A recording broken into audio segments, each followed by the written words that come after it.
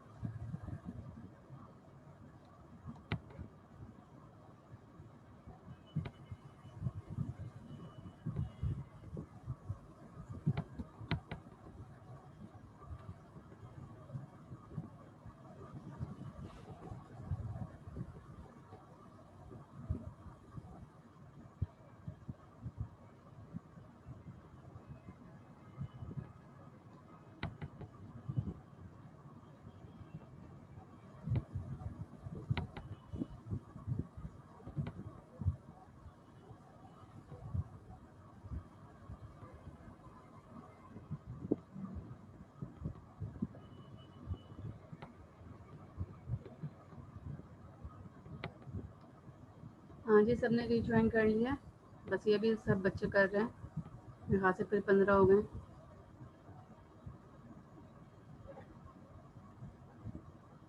बस ये last session है, 13 सेशन ही होंगे बेटा, बस 40 के। हाँ जी, मैं कहाँ बात सुना रही थी आप लोगों को कि फिर उस बंदे को जो है ये महसूस हुआ कि मैं जो है वो किस तरह से करूँ।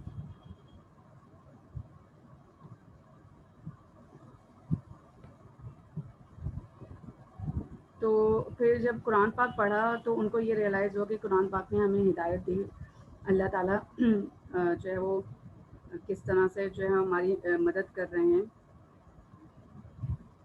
और हमसे क्या फरमा रहे हैं, ये चीज़ें जो है वो हमें नज़र आ रही हैं। ठीक है ना। तो इससे बताने का मकसद ये है कि चीज़ें आपके पास जो है वो मौजूद होती हैं।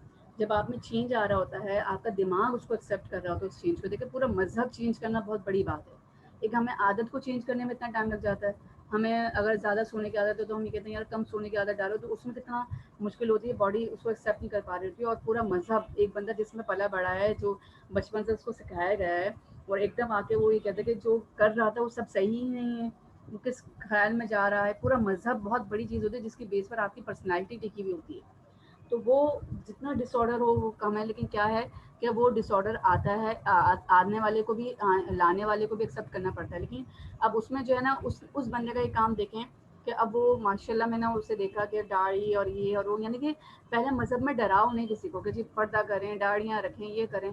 पहले आने दो, वार्म वेलकम करो हर एक के लिए।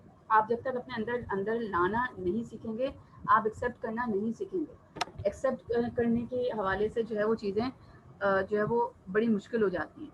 तो दिमाग उस चीज़ को एक्सेप्ट करता नहीं है और उसके लिए बड़े बड़े सवालात होते हैं। उन सवालात से इंसान बड़ा लड़ता है और जो है वो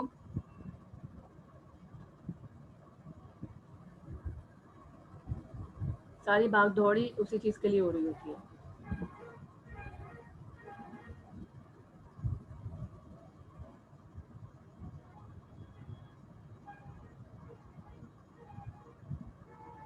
तो उससे मैंने क्या सीखा, मैंने ये सीखा जब इंसान के अंदर विल होती है तो वो हर डैमेजेस को बर्दाश्त कर लेता है। उसके अंदर भी डैमेजेस आ रहे थे, उसकी पर्सनैलिटी भी टूट रही थी, उसका जो अंदर का इंसान था वो टूट रहा था कि वो उस ज़ात की नफ़ी कर रहा था कि मैं उस मज़हब से कैसे चेंज में लेकर आऊँ। अब देखें अल्लाह ताला ने उनको ये तौफीक दे दी कि अब वो एक ऐसी चैरिटी ऑर्गेनाइजेशन चला रहे हैं कि जिसकी बेस पर जो है वो जो लोग इस्लाम कबूल करते हैं उनको इस्लाम कबूल करना, अब उसके बाद उनके अंदर क्या चेंज आना है, कैसे पढ़ाई करनी है, कैसे वो अपने आप को उसकी तरफ लेकर आएंगे, उनको सिखाएगा कौन? ये सिखाना भी तो ज़रूरी है। नमाज कैसे पढ़ेंगे, इबादत कैसे करेंगे, कुरान कैसे पढ़ना है। अब वो तो ऐसे कुरान उन्होंने पढ़ा, ऐसे सूरह फातिहा की ऐसे तशरीह बताई कि शायद एक आम इंसान जो है वो नहीं कर पाएगा।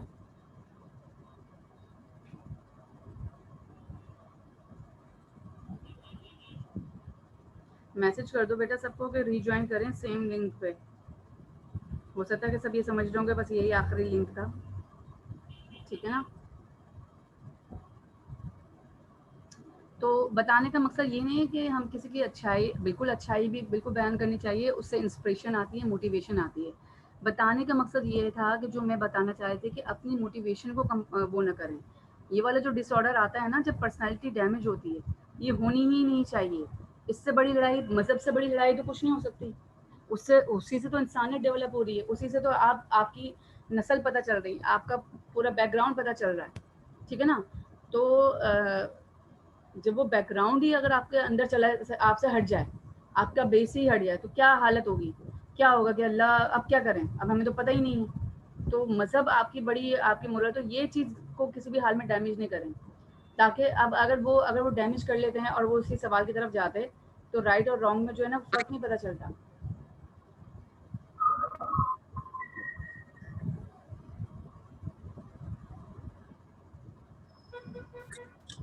ऐसा ही है। तो ये बताने का जस्ट मकसद था कि अपने आप से फाइट करिए।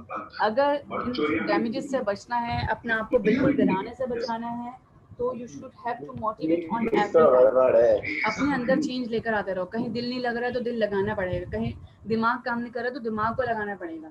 अपने अंदर ही अपनी ही बॉडी को अपना ही आदी बनाना पड़ेगा, वरना आप आदी नहीं बनेंगे, आप नहीं कर पाएंगे, आप चीज़ों को बर्दाश्त नहीं कर पाएंगे। और ये तो अभी छोटी छोटी सख्तियाँ हैं, ज़िंदगी और बड़ी है।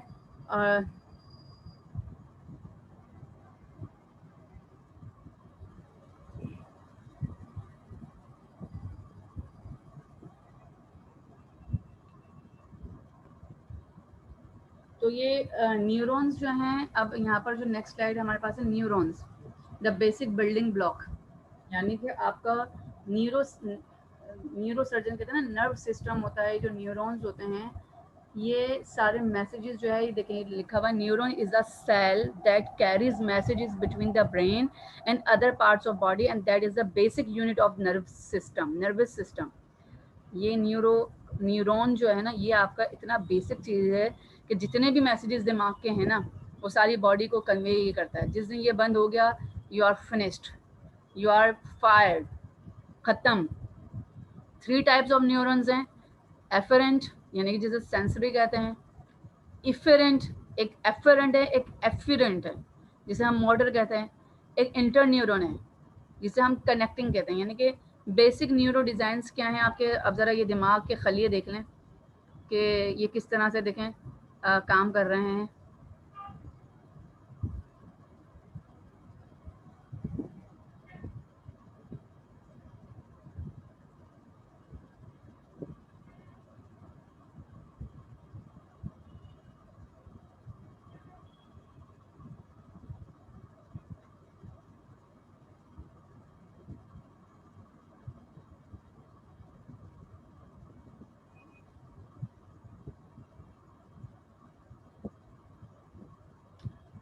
तो ये सिस्टम समझना बहुत ज़रूरी है कि ये न्यूरॉन जो है वो पूरा बॉडी को मैसेज भेज रहा है, दर्द का, भूख का, सोने का, थकान का, अग्रेशंस का, लेस मोरालिटी का, लव का, नफ़रत का, ये सारे मैसेजेस यही भेज रहा है।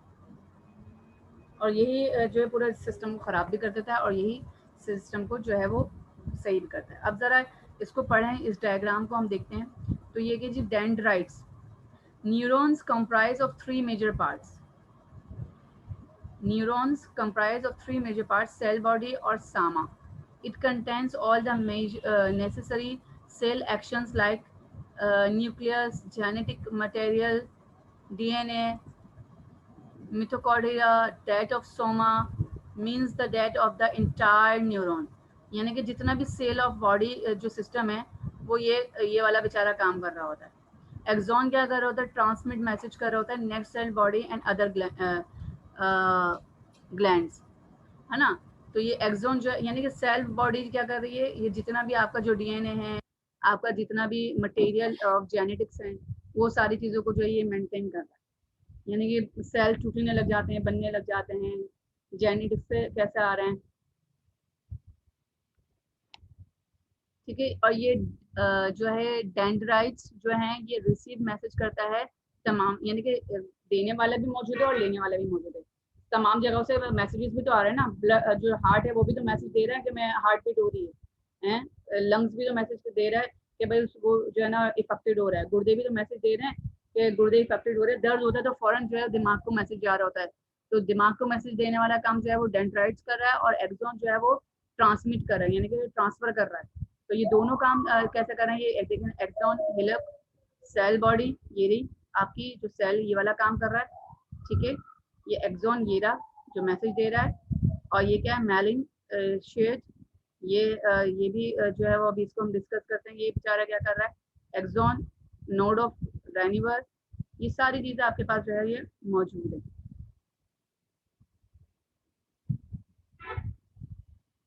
अभी क्या जी, dendrites get signals from neuron and activate its actions potential. यानी कि जो डेंड्राइट्स है ये क्या कर रहा है,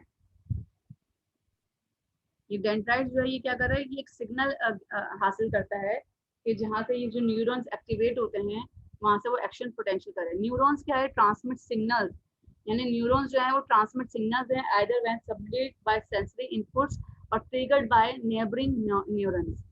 यानी कि आसपास के न्यूरॉन से भी जो है वो एसोसिएट हो रहा है, ट्रांसमिट भी कर रहा है, सिग्नल्स भी स्टिमुलेट कर रहा है।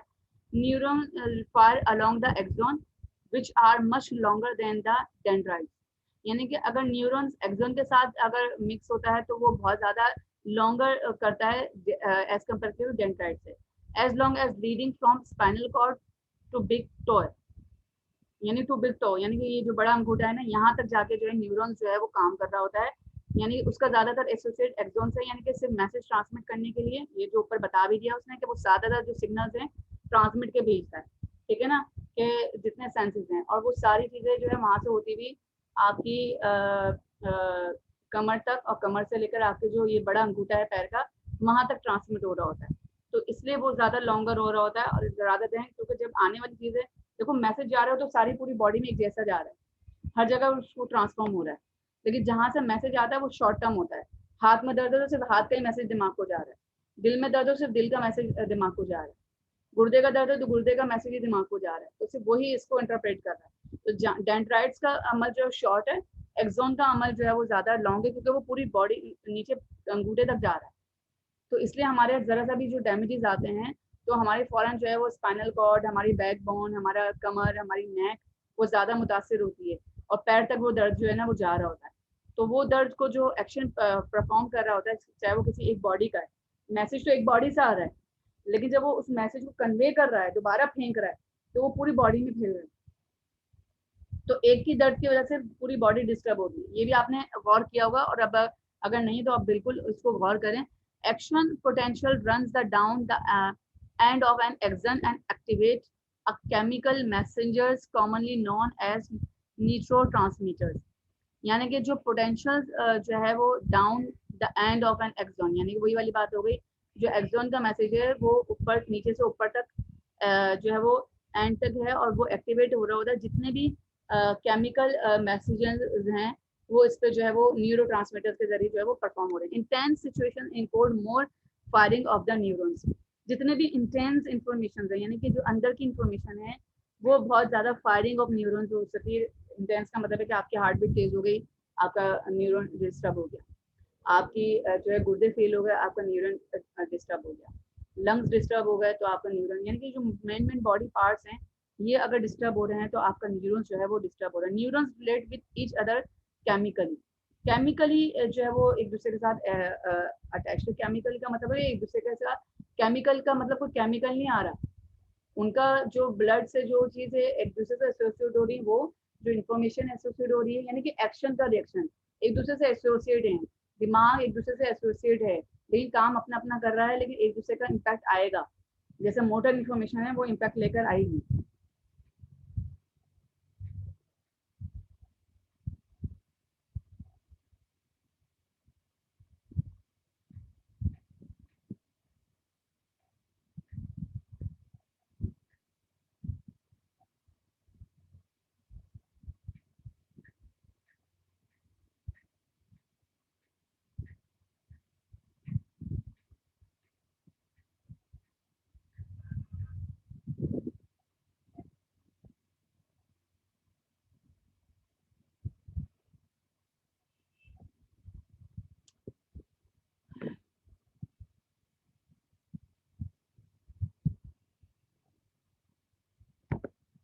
यानी देखें हम कितने सारे ये देखें पूरे जालों से पूरी तार हैं ये हमारे, हम जैसे तारों का जाल देख रहे होते हैं आसमान पे, ये जो तार है हमने बिजली के तार लगाए, लॉ ये क्या role of neurotransmitters in mental health, यानी कि आपकी मेंटल हेल्थ को कैसे ये प्ले कर रहा है। ये आपकी सेल बॉडी है, ये न्यूक्लियस है, ये डेंड्राइट्स है, यानी कि डेंड्राइट्स क्या है जो मैसेज ले रहा है, एक्सन क्या है जो मैसेज दे रहा है, साइनेप्स, ठीक है ना, play an important role in human emotions and behaviour, influence motor activity and hormonal levels, are the target for the mechanism of actions for psychotherapeutic medications, यानी कि ये जो सिस्टम है आपका ह्यूमन इमोशंस और बिहेवियर का ताल्लुक जो है वो आपके दिमाग से, दिल से नहीं है। हम कहते हैं दिल जो है वो डर रहा है, दिमाग डर रहा होता है तो दिल को मैसेज दे रहा होता है, दिमाग को डर जाहिर हो जाता है, दिमाग उसको इंटरप्रेट कर लेता है, ठीक है ना। तो ह्यूमन इमोशंस को जितना कंट्रोल ये दिमाग कर रहा होता है उतना कोई नहीं कर रहा होता, ठीक है ना। आपका जो इन्फ्लुएंस क्या है कि मोटर एक्टिविटी क्या है, यानी कि वो जितना भी हार्मोनल चेंज आता है, अच्छा हार्मोनल चेंज जाहिर बात है, देखें बच्चा बड़ा होता है तो एक सेक्स का चेंज आता है, आप जब बालिग होते हैं तो फिर चेंज आता है, फिर बड़े होते हैं फिर चेंज आता है, तो हर वक्त आपकी बॉडी में हार्मोनल चेंजेस भी आ रहे होते हैं, ठीक है ना। तो ये target for the mechanism of action for psychotherapeutic medication, आपकी साइकोथेरेपिक मेडिकेशन ही इंपॉर्टेंट होती है, इनसे हम भागते हैं, हमें रिलैक्सिंग की ज़रूरत होती है, हमें हाइपरटेंशन की ज़रूरत नहीं होती है, हमें वो मेडिसिन मिलनी चाहिए। बाज़ दफ़ा हमारे अंदर ऑक्सीजन की कमी होती है, कैल्शियम की कमी होती है, पोटाशियम की कमी होती है, विटामिन की कमी होती है, ब्लड की डेफिशिएंसी होती है, तो फ़ौरन आपका दिमाग चकराता है, फ़ौरन आपकी बॉडी जो है वो हिल रही होती है, तो चक्कर आपके आँखों से आ रहे होते हैं, तो ये इंटरप्रेट कर रहा होता है कि दिमाग आपको मैसेज दे रहा है कि कोई डेफिशिएंसी आ रही है, तो यू शुड हैव कंट्रोल।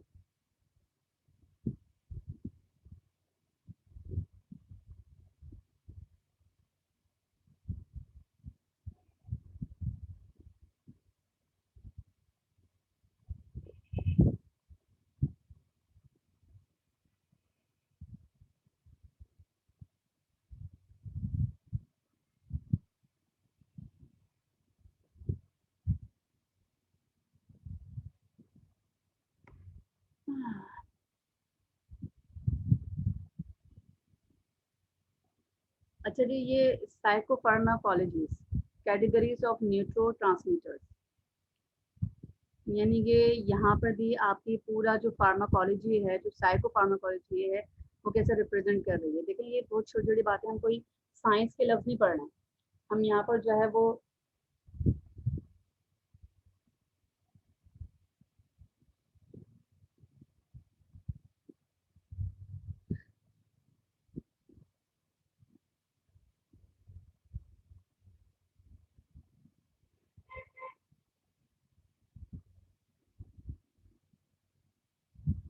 ये पूरी पिक्चर गो थ्रू करें तो आपको जो है ये समझ में आ जाएगा कि ये देखें Inhibitory calms, यानी कि there are about 100 billion neurotransmitters divided into two major types, inhibitory और excitatory. Inhibitory में calms the brain and help creates balance, और exhibitory में stimulates the brain, यानी कि stimulates the brain में क्या क्या काम आ रहा है, ये हाइपोथैलेमस जो हमने पढ़ लिया था, ब्रेन रीजन्स हैं, ये पिट्यूटरी ग्लैंड्स हैं, ये क्या काम कर रहे हैं जी, आपके हार्मोनल चेंज जो होते हैं उनको डिस्कस कर रहे होते हैं, ठीक है। ये थायराइड ग्लैंड्स हैं, ये बड़ा इफेक्टिव है, ये अगर डिस्टर्ब है तो आपकी बॉडी या तो बहुत ज़्यादा कमज़ोर होनी शुरू हो जाती है या बहुत ज़्यादा फैल जाती है। तो ये ये हमारे यहाँ ज़्यादातर ये बीमारी बहुत ज़्यादा पाई जाती हैं, चाहे वो मर्दों या औरतों में ज़्यादा पाई जाती हैं। तो ये इसका इलाज जो है वो सारी उम्र के लिए होता है, बाज़ दफ़ा ये निकालने भी पड़ जाते हैं, ठीक है ना। जो पैथोराइड्स हैं, ये help regulate the level of calcium in the blood, यानी कि देखिए ये भी आपका बड़ा इफेक्ट करता है। ये एड्रेनल ग्लैंड्स क्या करते हैं, ये inner part called the medulla helps triggers the fight और फाइट रिस्पॉन्स, यानी कि वो जो मेडुला आपका जो था इमोशंस या मस्कुलर स्पेंस के ऊपर होता है, तो ये उसके साथ जो है वो ये ग्लैंड्स काम कर रहा होता है कि वो सारी चीज़ें जो ट्रिगर हो रही होती हैं, ये डिस्टर्ब हो रही होती हैं, उनको ही कर रहा होता है। ठीक, पैनक्रियाटिक यानी कि आपका ये जो लबलबा जिगर पित्ता है, ये regulates the level of sugar in the blood. ये बड़ा ये कहते हैं ना कि पित्ते का ऑपरेशन हो जाता है और हम ये कहते हैं बड़ी आसान सी बात है, छोटी सी चीज़ से उसका तो काम ही कुछ नहीं होता, उसका बड़ा काम होता है, वो आपके जो मैदे खाने के जो तेजाबी थे उसको ख़त्म करता है, ये जो शुगर जो लेवल है वो ब्लड का, उसको जो है वो मेंटेन कर रहा होता है। तो अगर वो डिस्टर्ब हो जाए, वो निकाल दिया जाए, तो आपकी बॉडी का बहुत बड़ा पार्ट डिस्टर्ब हो जाता है, आपको खाने पीने में बड़ी एहतियात करनी पड़ती है, आपका जिस्म जो है वो तो उस काबिल नहीं रहता।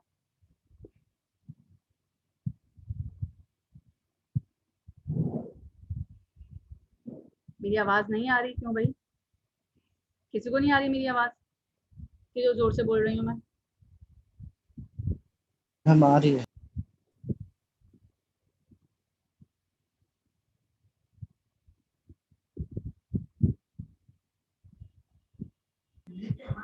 मिस थोड़ा सिग्नल ब्रेकिंग, आवाज नहीं आती। मीना क्या हो गया बेटा? अच्छा जी, अब ये जी टेस्टिस क्या है जी, ये सेक्रेट्स मेल सेक्स हार्मोन्स, और जो है वो ओवरी जो है सेक्रेट्स जो है सीक्रेट जो है फीमेल सेक्स हार्मोन्स होते हैं। तो ये भी जो है वो लाजमी बात है, बॉडी का पार्ट है, और ये पढ़ते हैं, पढ़ाए जाते हैं, और जो मेडिकल के स्टूडेंट्स हैं उनको सारी इन डिटेल्स बताई जाती हैं। और जो जाहिर है हमारे लिए ये इतना कंसर्न नहीं है, जस्ट फॉर आप पढ़ सकते हैं, इंफॉर्मेशन ले सकते हैं, बिल्कुल कंसर्न है हर ह्यूमन लाइफ को, हर इंसान को जो है वो ये सारे अपने बॉडी पार्ट्स के बारे में पढ़ना चाहिए, कैसे रन कर रहा होता है, कैसे सिस्टम जनरेट कर रहा होता है, कैसे हमने उसको मेंटेन करना है, ये बहुत जो है वो इम्पॉर्टेंट होता है कि यहीं पर आपकी जो है सारी चीज़ें चाहे वो फीमेल्स की हों या मेल की हों, तो आपकी नई रिलेशनशिप, आपकी दुनिया में नई जान का वजूद आ रहा होता है, तो ये सारी चीज़ों को पढ़ना भी चाहिए। और यू आर मेच्योर स्टूडेंट्स, तो ये जाहिर बात है जब हम साइकोलॉजी पढ़ रहे हैं या जो भी हम चीज़ों को जब हम चीज़ें पढ़ते हैं, जब बॉडी के ऊपर हम बात कर रहे हैं, तो उसमें हर चीज़ के ऊपर बात करेंगे। जब आप फीलिंग्स आती हैं तो लाजिमी बात है इसमें एक फीलिंग्स आपकी प्यार की, मोहब्बत की भी तो है ना, उससे भी तो आपकी रिलेशनशिप बिल्डअप होती है। तो ये इससे आप डिनाई नहीं कर सकते कि जो हम पढ़ नहीं रहे, या अब आप लोग सारे मेच्योर स्टूडेंट्स हैं, इसलिए इस बात को यहाँ पर डिस्कस भी किया जा रहा है और बताया भी इसलिए ही जा रहा है ताकि जो है ये पता चल सके कि ये इन्फॉर्मेशन आपके पास आ सके।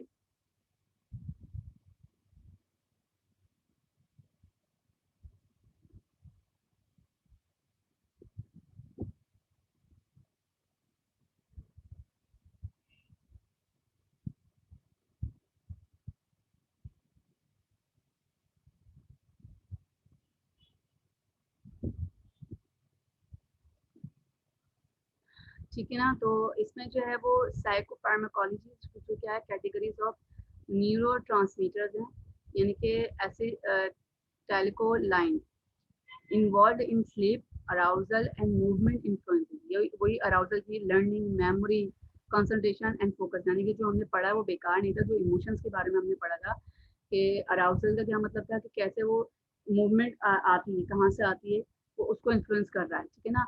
वो लर्निंग कहाँ से डेवलप हो रही है, लर्निंग बाय हैबिचुअल है, लर्निंग बाय एंसेस्टर्स है, लर्निंग बाय फैमिली है, लर्निंग बाय सिचुएशंस है, लर्निंग बाय टाइम है, लर्निंग बाय फ्रेंड सर्कल्स हैं, तो कॉन्सेंट्रेशन एंड फोकस्ड। तो ये वाली जो लाइन है, तो ये आपको जो है ये एसिथेलिको लाइन जो है वो हमें ये बता रही होती है कि आप कैसे अराउजल कर रहे हैं, कैसे फोकस कर रहे हैं, कैसे कंसंट्रेशन कर रहे हैं।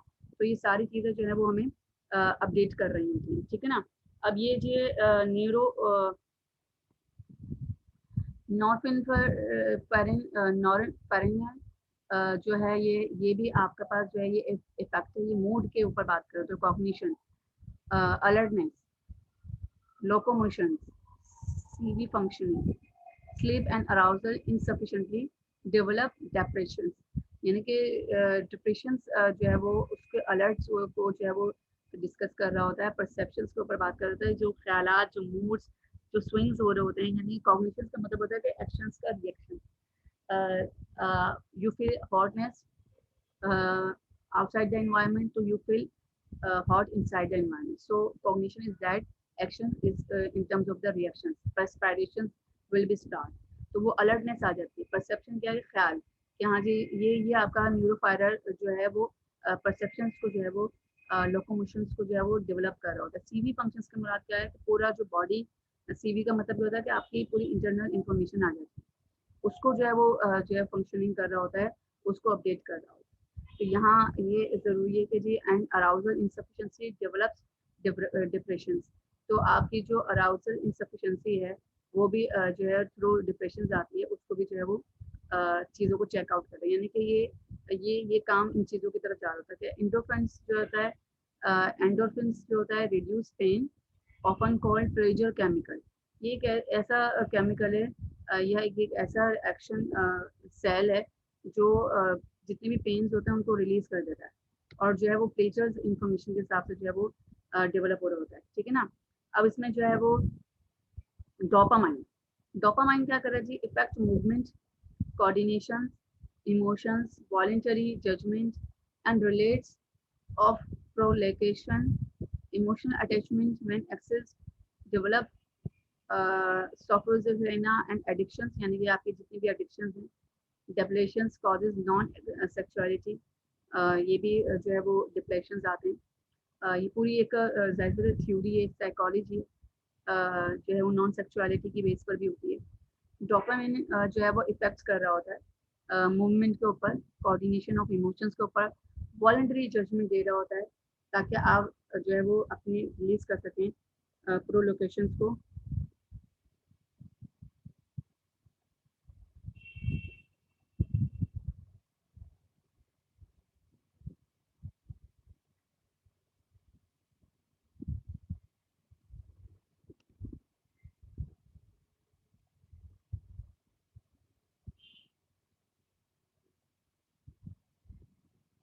So this is the dopamine affects movement, coordination, emotions, voluntary judgments, and release of prolongations, emotional attachments.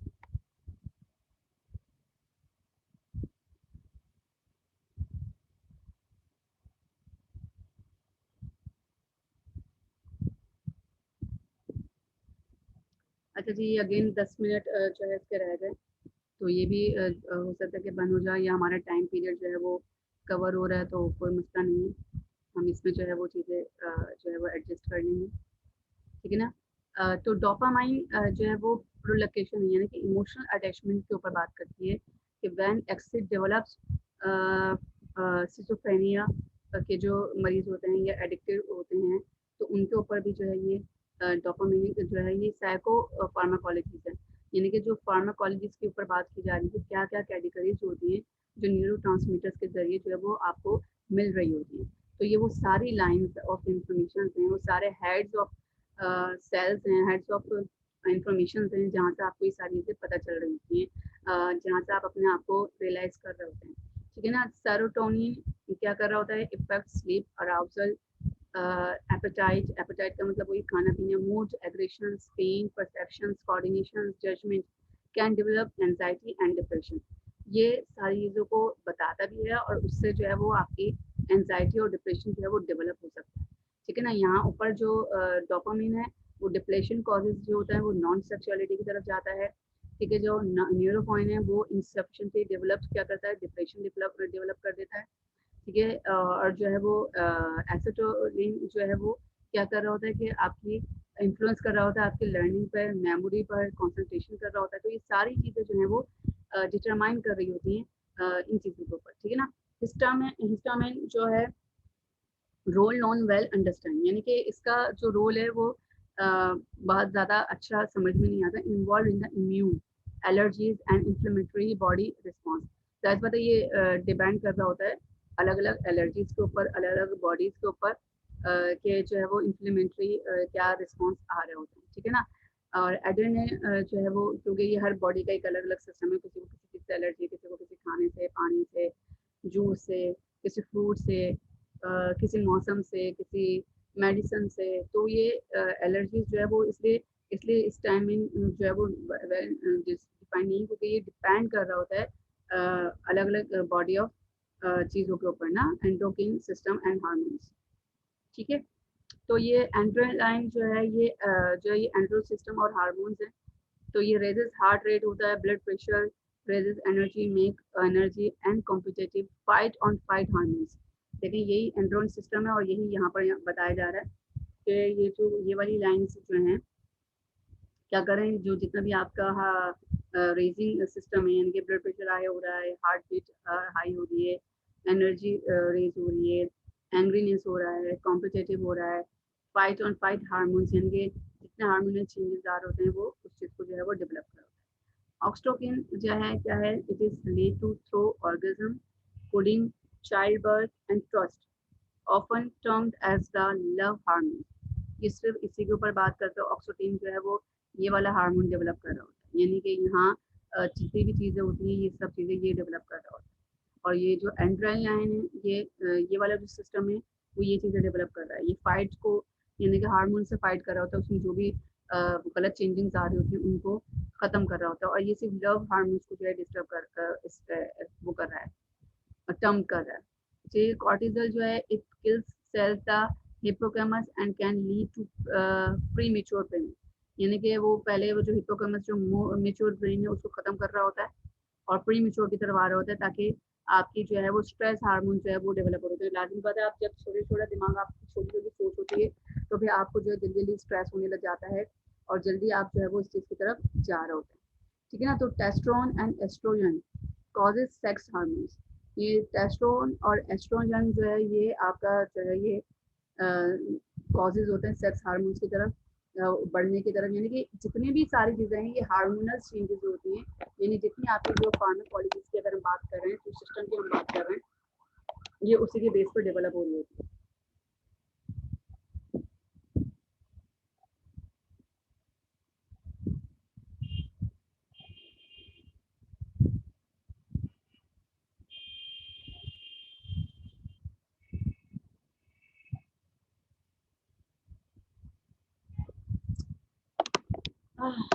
ठीक है, तो इस चीज़ को बिल्कुल समझें, इसको ध्यान में रखें और जो है वो चीज़ें डिस्कस करें।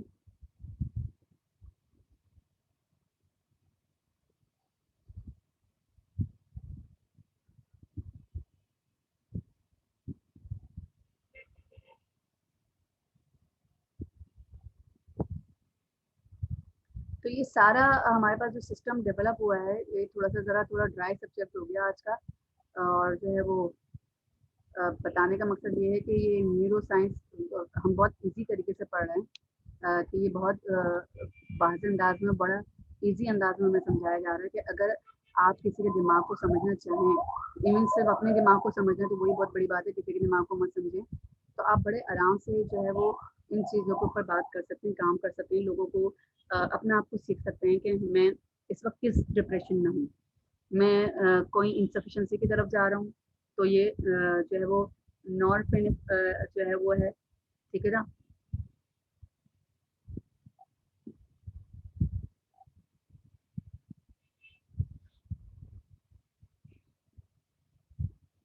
हिस्टामिन की तरफ जा रहे हैं तो आप एलर्जिस की तरफ जा रहे हैं, एंड्रेलिन की तरफ जा रहे हैं तो आप फाइट हार्मोन्स की तरफ जा रहे हैं, ऑक्सटोकिन की तरफ जा रहे हैं तो आप लव हार्मोन्स की तरफ जा रहे हैं, कोलेस्ट्रॉल की तरफ जा रहे हैं तो आप जो है वो किल्स कर रहे हैं अपनी बिग ब्रेन्स को। तो ये सारी चीज़ें आपको बताई जा रही है। इससे अब आप अपने आप को, अपने सेंसेस को, अपनी साइकोलॉजी को, अपने मेंटल स्टेटस को पढ़ सकते हैं इसके अलावा आप दूसरों को भी जो भी इन्हीं बेस पर जज कर सकते हैं कि इनके अंदर ये सारी चीज़ें जो है वो क्या चीज़ें जो है वो डेवलप कर रही हैं। ठीक है, तो बताने का मकसद ये है कि ये सिर्फ ये नहीं था कि जी ये थ्योरी पढ़ रहे हैं, ये इतनी मुश्किल बातें हैं, बहुत ईजी चीज़ें हैं।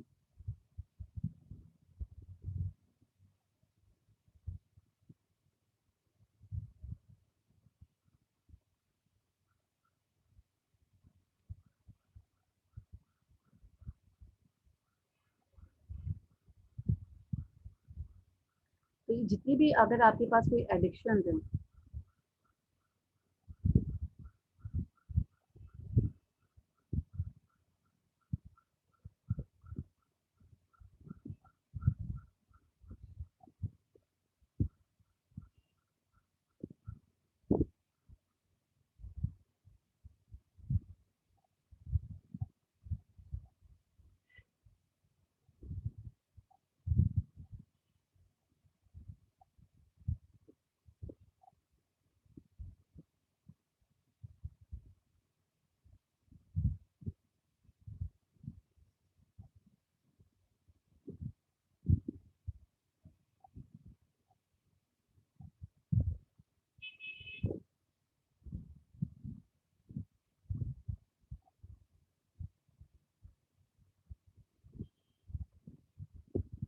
तो ये सारी चीज़ें पढ़ने का मतलब ये है कि आप इसको जो है वो अंडरस्टैंड करेंगे, आप इसको इंटरप्रेट करेंगे।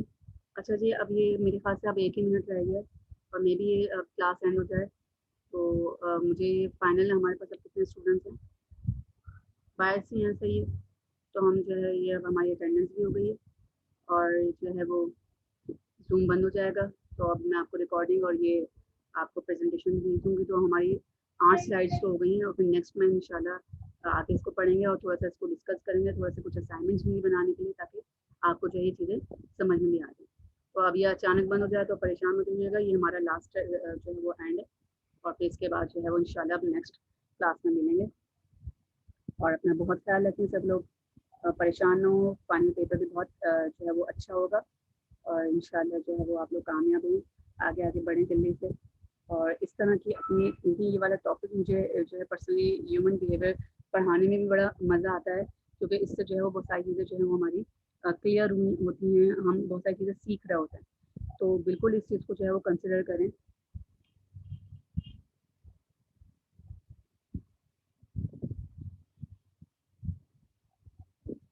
ठीक है, और गो थ्रू करें, हर चीज़ को पढ़ें।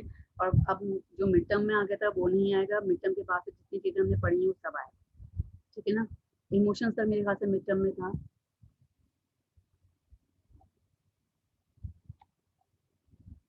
हाँ, वो तो आपने भेज दी ना बेटा, भेज दो मुझे ग्रुप में अदीबा, और जो है वो मैं वहाँ पर आगे ग्रुप में ऐड कर दूँगी, तो हमें ऑफिशियल ग्रुप में भेजना है। ठीक है ना? और मिड टर्म भी बहुत आसान था, इंशाल्लाह आप लोगों का फाइनल भी